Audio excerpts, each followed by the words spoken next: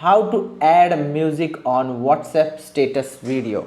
Welcome to How to Do. Ramagogi from How to Do. Today we're gonna talk about that how to add music to any video in your WhatsApp status. Many people are just showing off you that they are adding on music on any video, and you feel it's great. Then you think that I should do this too, and then today we're gonna let you know how you can add music to your any video or photo on WhatsApp status. Let's begin the video.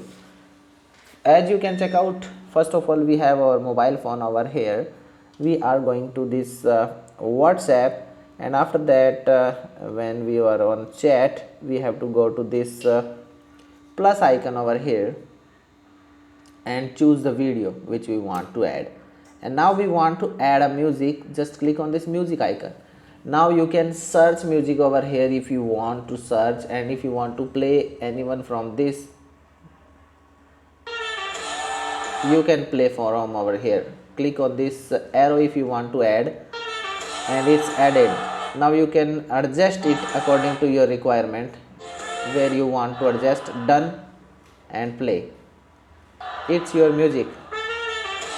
Now you can post this video according to yourself. That's the way you can easily add music to your WhatsApp status videos.